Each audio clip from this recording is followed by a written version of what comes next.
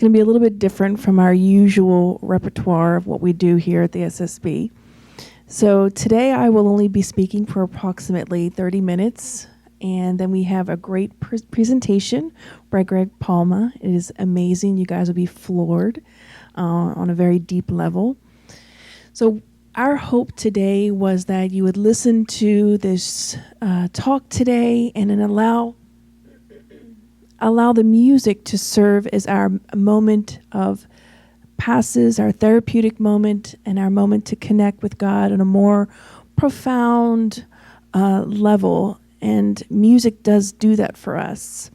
Music has this amazing power for us to connect our minds to something higher, something greater than what we are.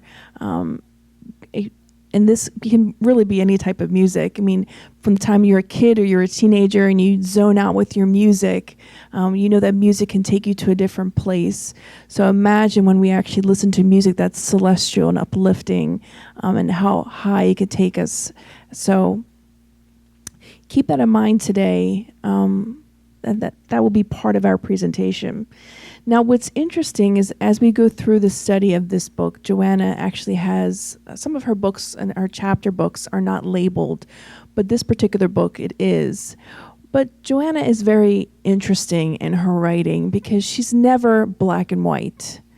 Joanna is always so much more beyond the surface. She's so much more than what you would think in her writing when she describes things. So it's almost a little bit misleading in a way at first when you read this title, Jesus and Joy, for this chapter.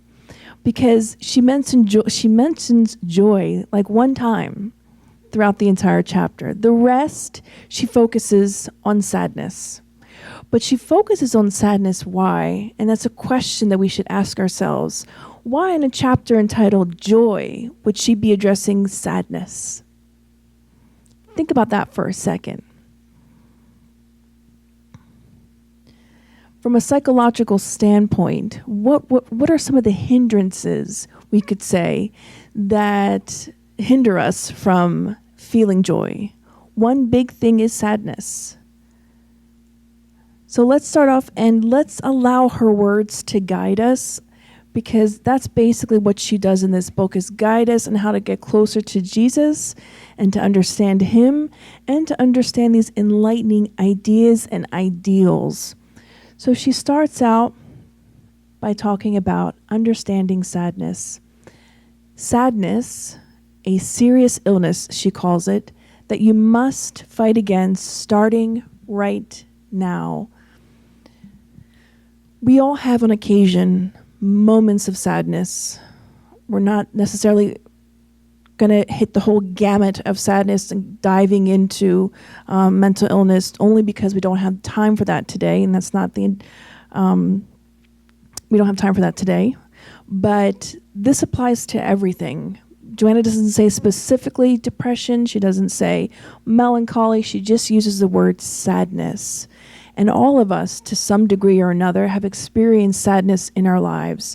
And she says when it's persistent, it creates this illness that we must fight against starting right now. Now, fight is a funny word, because when you think about the word fight, it seems contrary to everything that is holy and celestial. Well, when you are working on yourself, that's kind of what it feels like. You have to fight against old tendencies, old habits, old ways of being that we may have acquired from previous lifetimes, previous incarnations. She goes on to say, don't be complacent toward it or make any illusory justification for it.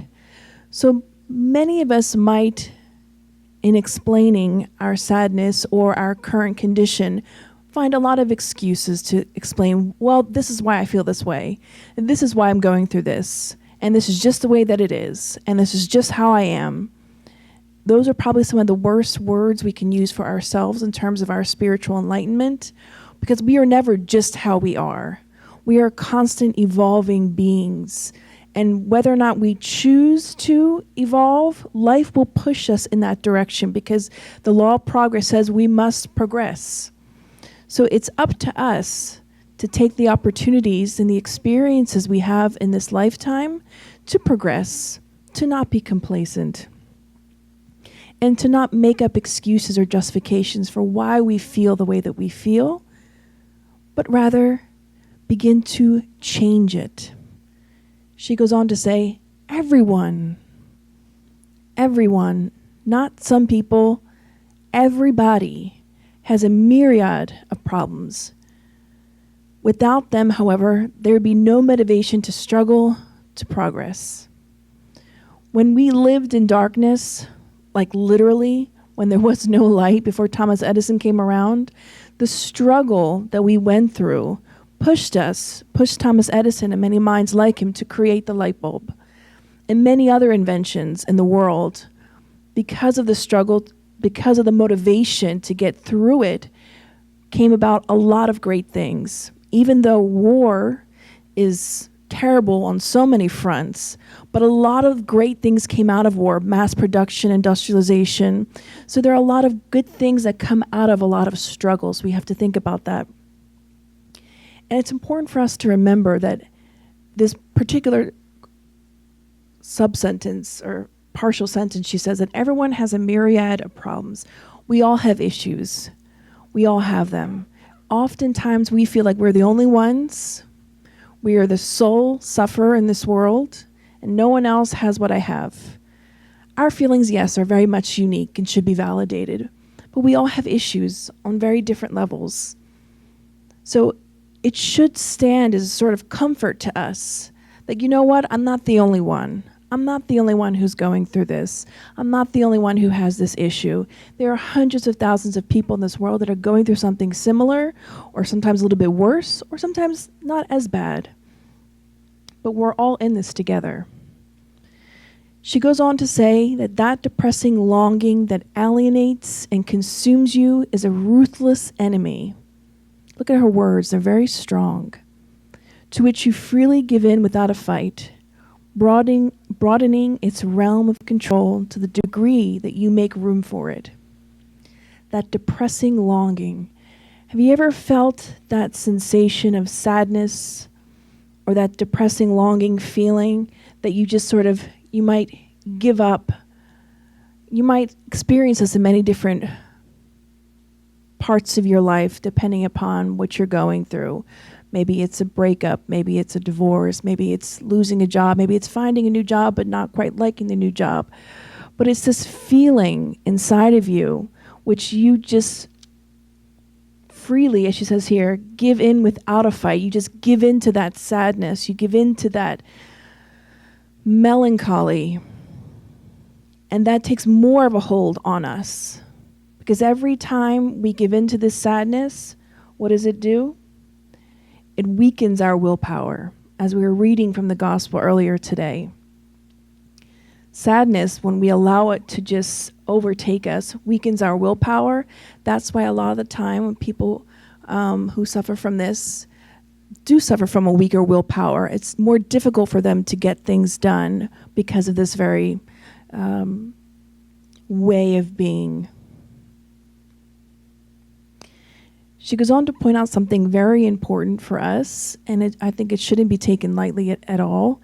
She says, sadness is very toxic to the body and is a pestilence that destroys life. It's like a virus. It's like a plague that destroys us.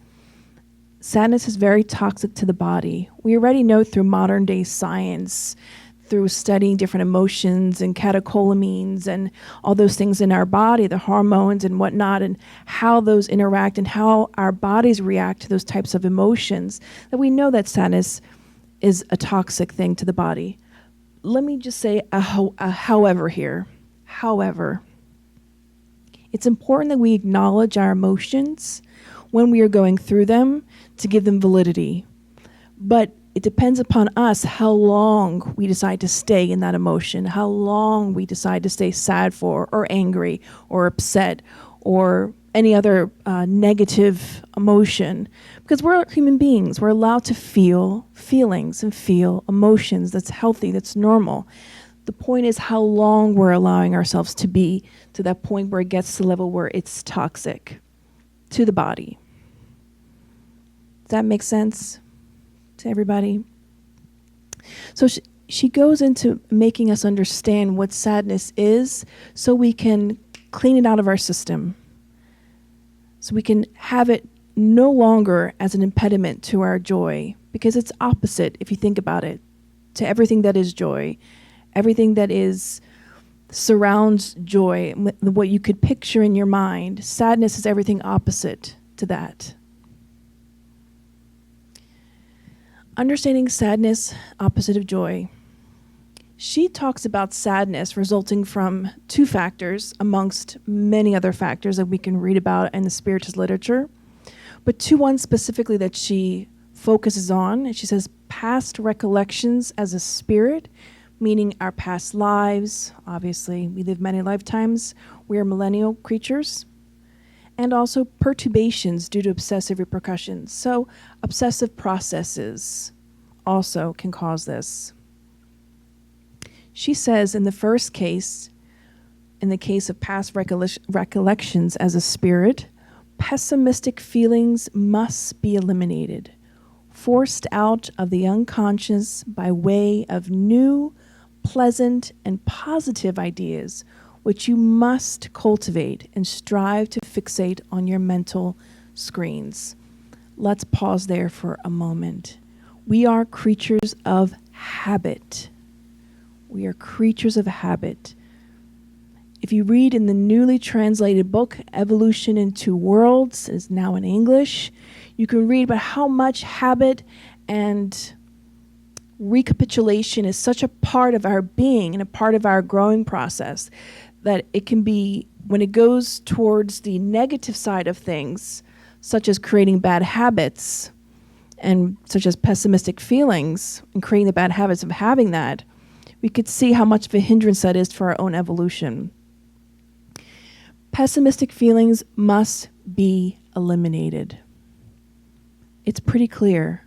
Forced out of the unconscious by way of new, pleasant, and positive ideas, which you must cultivate. This seems like it's too easy, right? You have bad feelings? Okay, we'll replace them with positive ones. That's what she tells us to do.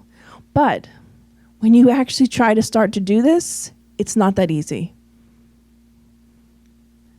In many of Joanna's books, I believe could be in Child of God, could be in Happy Life, where she says the more you work or open your heart and find happiness, the more you start to work on yourself, the more you have patience for others, because you realize it's not that easy. It's kind of hard, but it's worth it. It's well worth the effort to invest in ourselves. So if we have bad thoughts, let's replace them with something more positive. This takes a lot of effort. If we have a lot of pessimistic feelings, sad thoughts, we might be so accustomed to those pessimistic feelings or sad ideas that we might not even recognize them as such. So it's really good when you have friends around you, people that love and care about you, and they give you feedback on your life. It's really good because we are social beings. We learn that, the law of society in the Spirit's book, that we are meant to be social beings. We are meant to live in society and grow and help one another. So let's be open to hearing what others that love and care about us have to say in terms of giving us feedback, because sometimes we don't see. Sometimes we are blinded because we're so accustomed to doing something we don't notice that we do it. I'll give you a perfect example of that. And I've given this example before, but it's the closest thing I can think of to illustrate this point. When I first started working at my current position 8 years ago, my boss turned to me one day after working a couple of weeks, and she pulled me into her office and said to me, "You don't smile enough. You need to smile more." I was so offended by that because I thought, who are you to tell me I don't smile enough? I come into work to work. I don't come in to smile and lollygag, as I thought maybe she did a little bit. But I took that into consideration, and I really began to notice that, you know what? I don't smile a lot. And there was a reason why I didn't smile a lot. I hated my teeth. I always hated my teeth before I got braces. So I had conditioned my whole being to not smile. And people had thought I was an angry or, a not so nice person because I didn't smile. They didn't think I was approachable. That's what I was told. And I was very offended by that at first. I thought, how am I not approachable? I'm spiritist. I'm so nice. Why don't you like me? But we begin to realize, listen to what other people are saying. Because sometimes, and I know Givaldo Franco said this one time, that sometimes even our own friends won't tell us the truth, that it'll be those that are really not even our friends that tell us things, that we begin to realize things about ourselves. So in that moment, it was true. And I was forced to cultivate a new habit. And I'm so glad that I did, because I think it has had positive repercussions in my life. And now I smile more. If you get used to thinking positively, Joanna says, you will overcome your bad memories. She's talking about past recollections as a spirit being a cause for sadness. If you get used to positive thinking, we can overcome all those memories that we don't necessarily vividly remember. But Joanna talks about us having an emotional memory where we sometimes feel certain ways in this life. I'll give you a perfect example. I was watching a documentary, very interesting case, a set of twin teenagers and very close sisters, but one had major depressive disorder. And it was so bad that she had to go through electric shock therapy at the age of 18. So they were comparing the twin sisters, because they were identical, and how they could be so incredibly different. And science was trying to understand how can two people whose cells and DNA were exactly identical, but yet were so emotionally different, brought up in the same home in the same way. Well, we can say in that particular lifetime, she was in a good family, nothing traumatic had happened to her, supposedly. Where did that come from? Only one thing we can think of that Spiritism explains to us, past lives, or perhaps, number 2, but past lives for sure. We don't always carry our actual memory, but our emotional memory we do not lose. Habits become ingrained through repetition, controlling one's physical and mental automatisms. You can read a lot about automatisms and recapitulations, again, in the book Evolution in Two Worlds. I highly recommend it if you haven't purchased your copy yet. Daniel, where do you buy your copy at? I think it's on Amazon. Oh, we bought it at the event. Okay, well, I'll find out later for you guys where you can purchase your copy at. But Daniel's saying maybe Amazon. It is a FEB publisher, new website. For those of you who might be interested, you could just ask us later and we'll get more specifics about it. But it is a phenomenal book. It is an excellent book. It should be in your library of books to have, because it is now in English. So there's no excuse for anyone not to have that book. It really helps us. And that book, oddly enough, is so scientific in a way. But that book is actually dedicated to those who suffer. And it's so amazing because I never forget the first day we began to study that book here at the SSB when we were translating the book. And when we read that introduction, that dedication, that this book is for those who suffer, I thought how weird, how strange to have such a book that's so scientific in a sense to be dedicated, because you would think, well, the gospel touches the heart. But something so scientific about how we, the evolution of life and everything, how does that touch anybody's heart? But it really does, because the more you study about how we are created as human beings, all that we've been through, all that we've had to go through to achieve where we are now, your mind just expands exponentially. And you begin to see things from a very broader perspective. You realize you're not just this one person, but you're part of this big galaxy of people and human beings, and just beings in general, and that you have a purpose in life. And that obviously the active habits have come from repetition through many lifetimes, through many experiences that become ingrained. So what we think about, we bring about. It's true. That saying is said so much and throughout many different belief systems, but if we get used to positive thinking, we can really begin to unravel our spiritual dimensions and more positive things in our lives.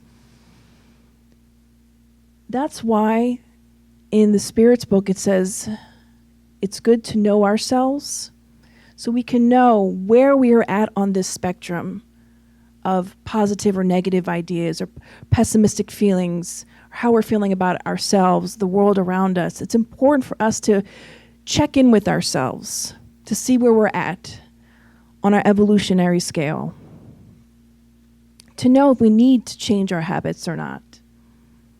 Joanna goes on to say, in the second case, in the case of perturbation due to obsessive repercussions, she says that the mental and emotional hosting of malicious, discarnate spirits occurs because they are in tune with your mental wavelength, establishing a hypnotic hold that worsens over time. She's talking about obsession here. And that whenever we get into a case where we become obsessed, it's because our wavelengths are meeting. It's like when two people vibe well together. You're vibing. So that's the most modern term that I think our teenagers are using nowadays is, oh, I vibe with this person. So it just means like our energies match and resonates with one another. So it's the same thing with obsession. Your energy is resonating with another entity that's not so healthy for you. It's kind of like that one friend that you kind of vibe with, but they're not that healthy for you. They have some negative qualities that are rubbing off on you. So that's why we have to check in with ourselves, see how we're feeling, see how we're doing, and see where we need to work on ourselves. Where are the areas? Because we all have that necessity.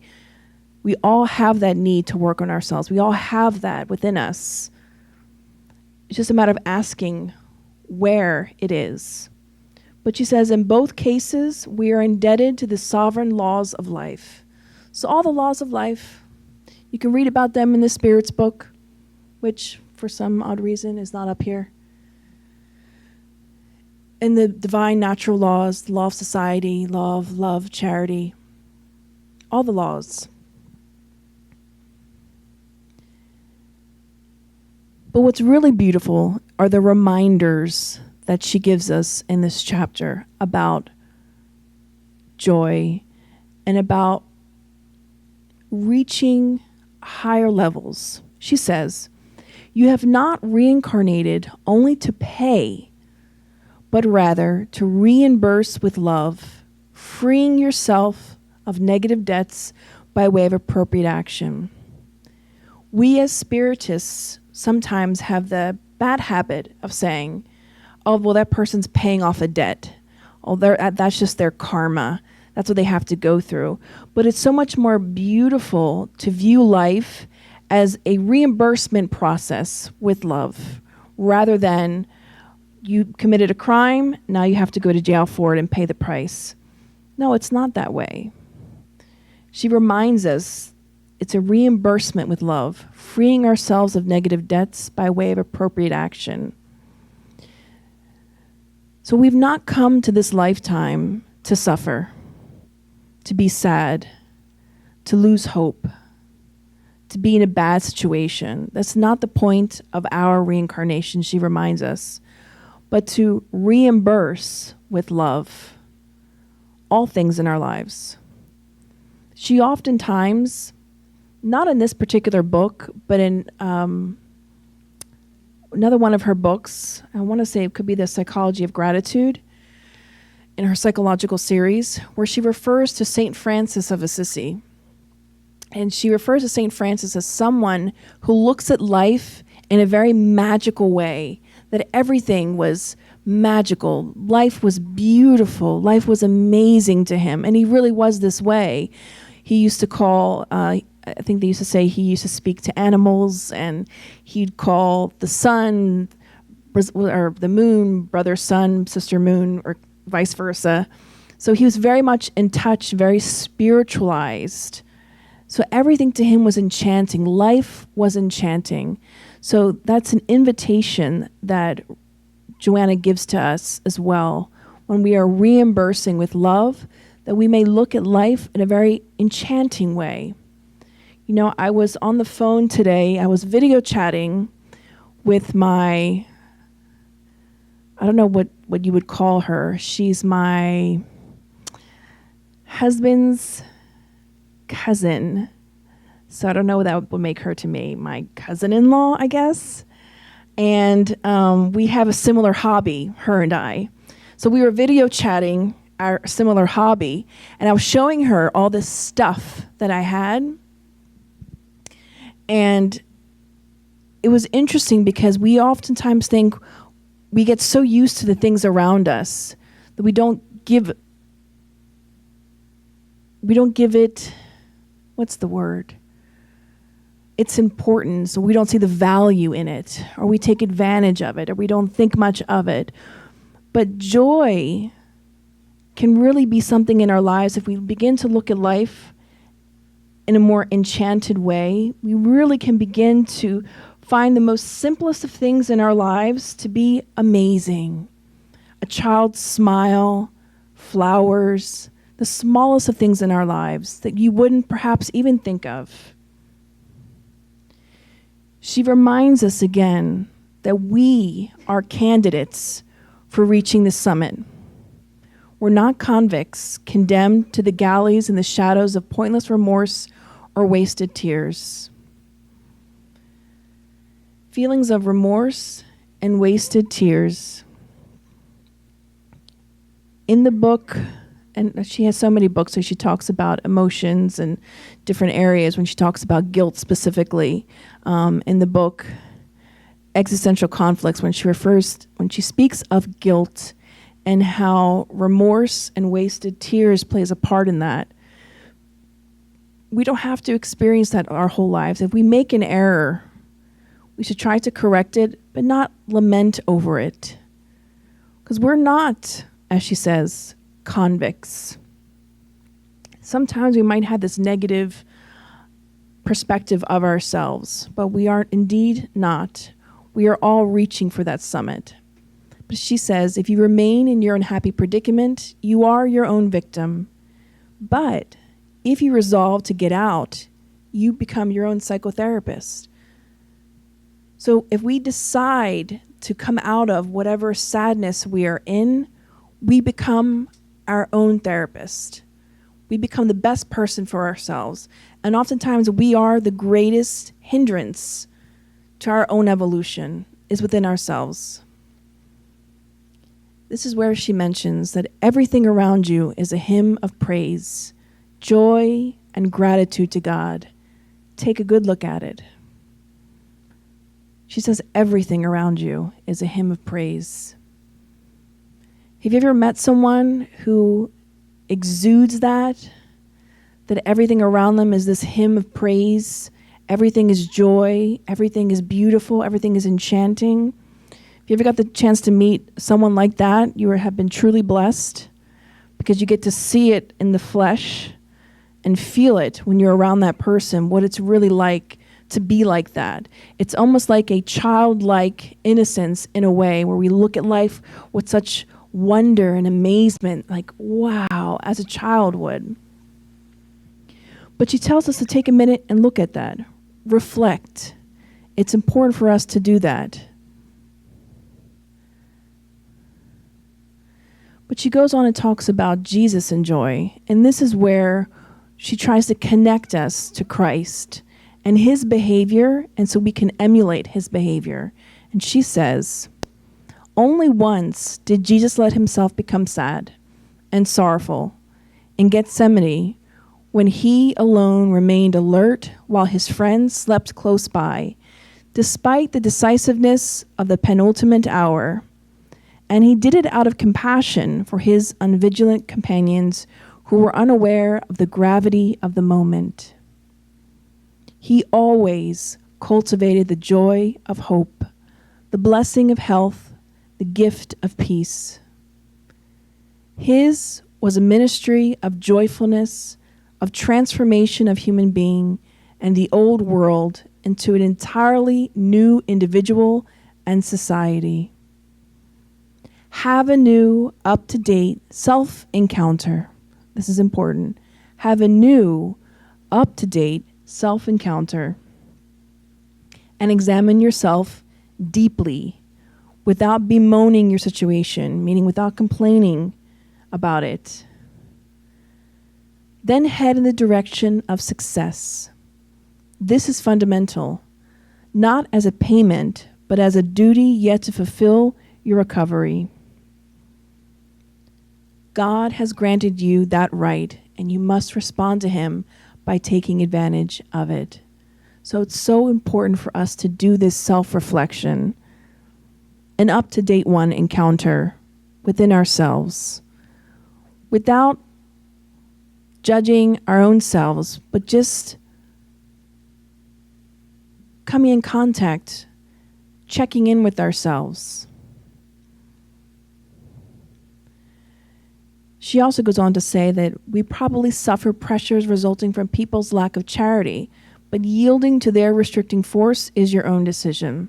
So if someone is not being kind, if someone's not being charitable, we don't have to feel bad or get down to their level or feel angry or feel upset. We don't have to yield to their restricting force, as she refers to it as. We have free will, she reminds us. It's our own decision. All of this is our own decision. But if we choose to yield to something negative, that will be the outcome for us. But she reminds us to leave sadness behind and embrace joy. She says, if you actually do want to leave sadness behind, you can.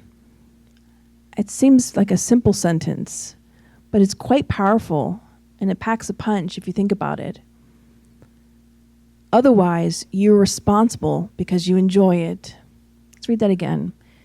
If you actually do want to leave sadness behind, you can. Otherwise, you're responsible because you enjoy it. I heard something that Haroldo Dutra Diaz said in one of his talks many years ago, that one of the most hardest things about obsession is not getting that person help, but is making that person not want to be in that situation anymore. Because sometimes there's some level of enjoyment there. There's some level of, I like being in this. It's kind of like Oscar the Grouch. I think the Sesame Place is a great plethora of personalities in terms of just humankind, and we all have that Oscar the Grouch who enjoys being that Oscar the Grouch, and you can't take him out of being that way. I don't know, has any of you watched Sesame Place before? Anyone grow up on that? Okay, 3 people? Really? That's it? Okay, some of us, okay. Well, so you guys have to Google it or YouTube it later to see more about it, but it's a very interesting TV show for kids that used to exist, I don't know, back in what would start in the 80s, I think? 90s?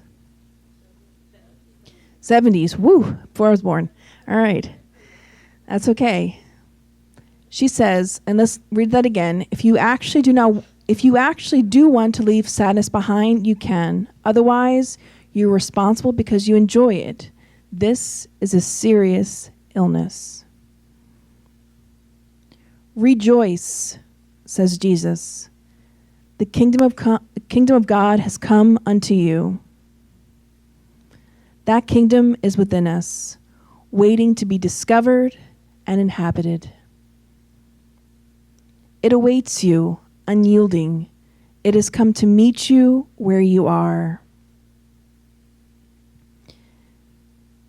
It awaits you, unyielding, and has come to meet you where you are. Take a step in its direction. Enter it. Let yourself be filled with it. and rejoice always as a hero who will finish the battle. It's important that when we study Joanna, that we break down her ideas, because it's important that this idea here that she refers to as a hero who have finished the battle.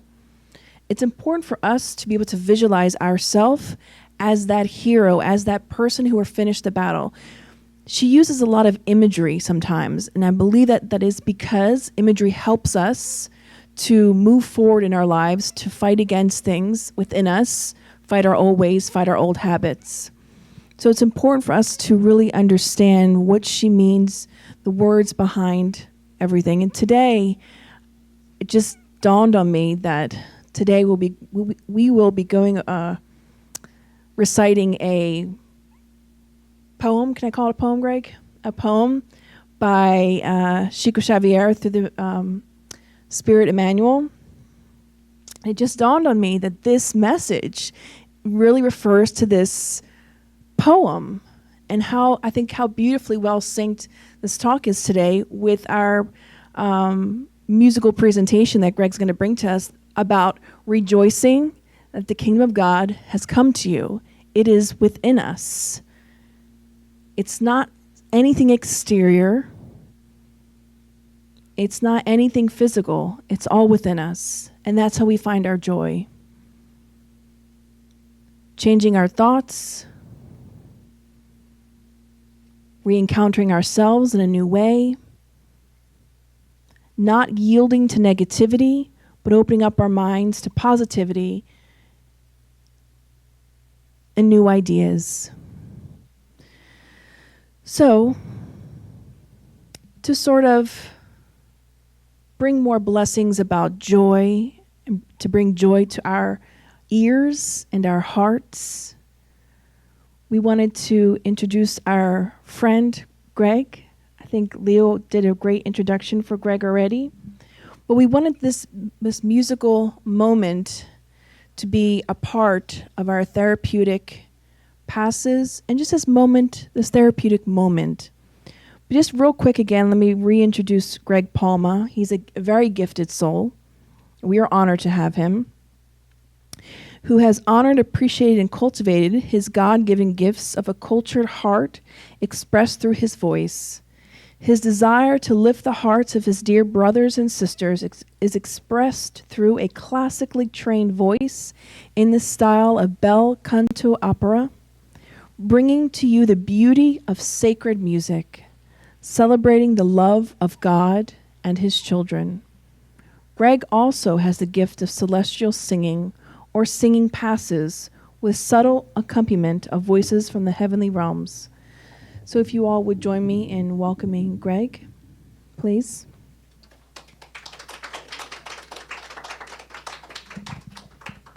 Thank you, Kirsten. I'll be right here. And thank you for welcoming me here. Thank you, Kirsten. Obrigado, Daniel. And I'm very happy to be here, and I need to speak closer to the mic. Okay. This first song, it's going to be very casual because I have to go over to my tablet and find what I'm going to sing. And this first song was written by George Frederick Handel. It's the famous Largo, and it was from an opera called Xerxes, and the aria is called Ombra Mai Fu. I was inspired to take these words from Emmanuel and put them into this song. And it took a while for me to figure out what the mentors wanted me to do, and eventually I got it, and it worked. So it's a very small amount of the words coming from Emmanuel. So that's why I would like Kirsten to read the words so you get the sense of this beautiful poem, and then we can go from there. Okay. It's entitled "The Kingdom of God is at Hand" by the Spirit Emmanuel, by the medium Chico Xavier. The kingdom of God is at hand. Many times, said the Lord, the kingdom of God is at hand. Until today, thousands of people have waited for its arrival through spectacular exterior events. Many expect it through unspeakable cataclysms and feed their imagination with ghostly scenes incompatible with the divine mercy which presides our destinies. Thunders rumble in the firmament, tsunamis and earthquakes, mutinous crowds causing ruin, flammable fluids in the atmosphere, turning it into devouring fire, withering bombs destroying entire nations. Those people usually count on the uncanny and the fantastic, so that they can feel they are at the gateway of the great change. There is no doubt that such catastrophic events may take place at any moment in people's experience in the field of nature. However, far from meaning the kingdom of God, they only reveal the need for a new battle, with a rougher work to be done by those who take part in the evolutional boards of humanity. The kingdom of God is at hand. Yes, it is. But, before all else, in our capacity to build it inside us, through the heaven that we can offer to our neighbor's soul. Let's attend to the accomplishments of the duties life brings to us, helping as much as we can for the victory of the good by following the love the Lord bequeathed to us, and we will reach, as early as possible, the celestial atmosphere for us and for others. That is why Jesus, likewise, was adamant and fair when stated, when they say to you that the kingdom of God is out here or there, do not believe them, because in truth, the kingdom of God is within you.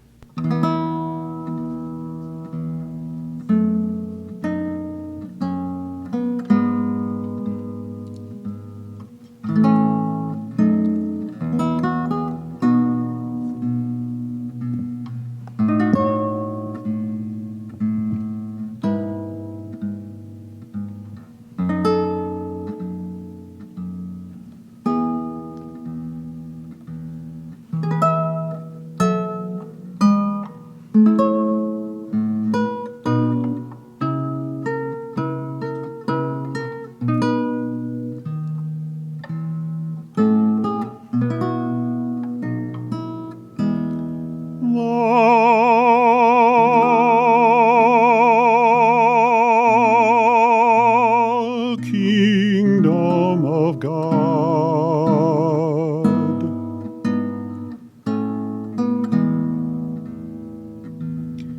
is at hand, said the Lord.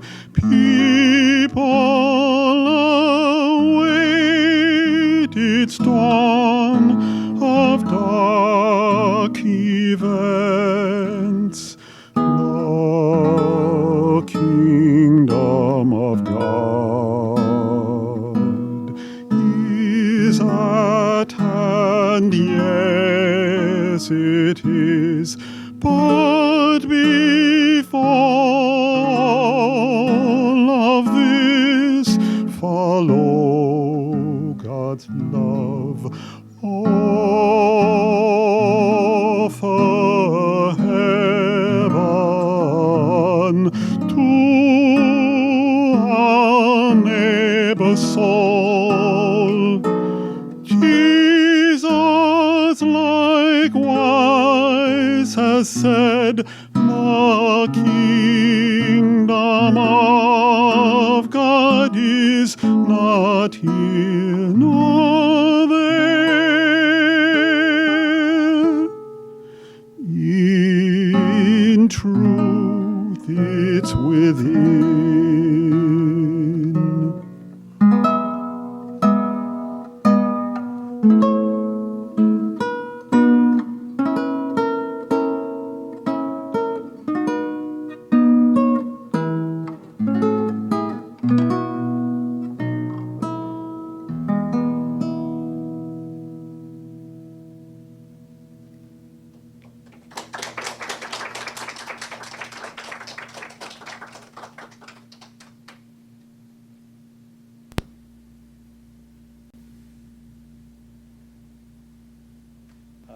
next one needs an introduction. Panis Angelicus from Cesar Franck, and the words are in Latin. Bread of angels is made bread for mankind. Gifted bread of heaven puts all foreshadowings to an end. O things miraculous, this body of God will nourish the poor, the servile, and the humble.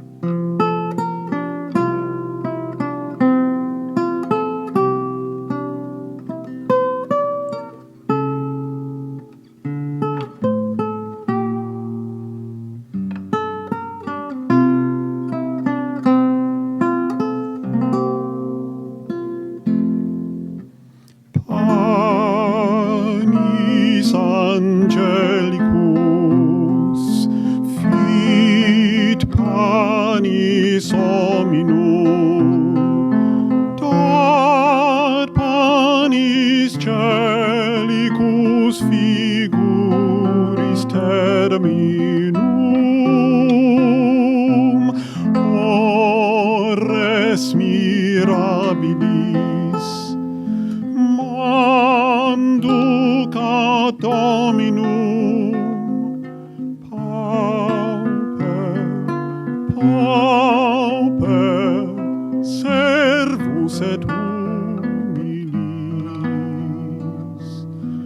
pauper, pauper, servus et humilis.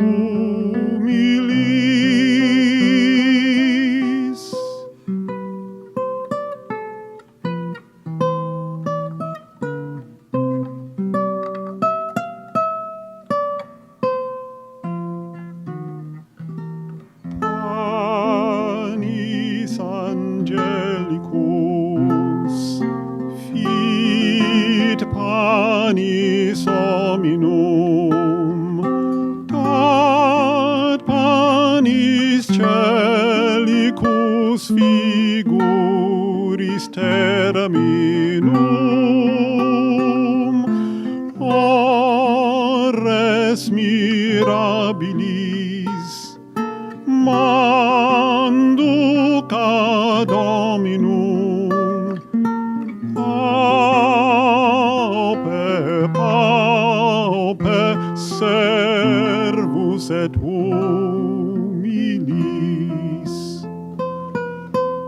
pauper, pauper, servus, servus et humilis.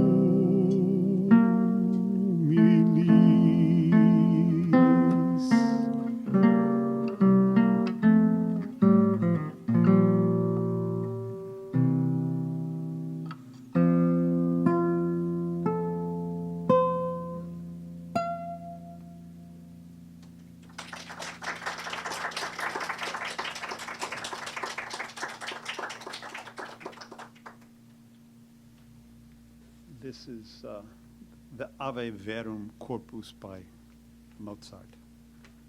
And again, it's in Latin.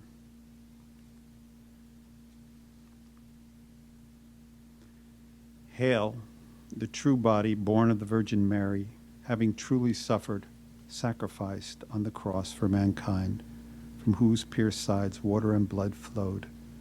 Be for us a taste of heavenly banquet in the trial of death. Hail the true body, Ave Verum Corpus.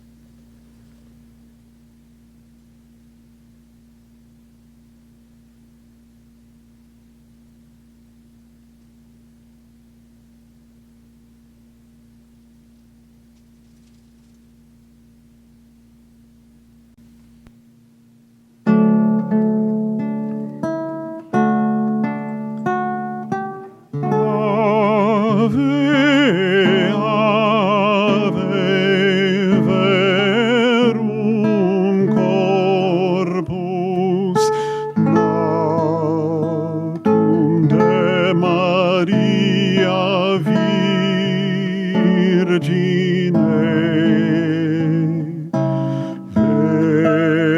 vere passum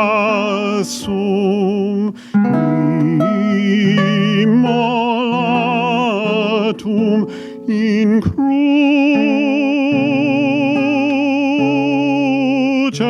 promine.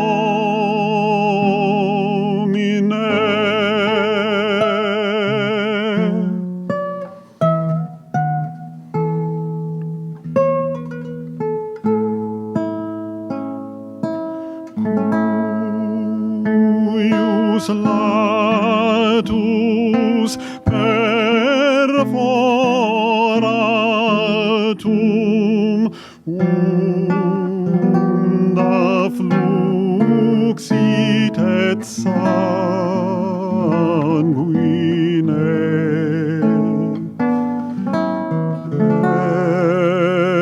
Esto nobis pregustatum in mortis examine, in mortis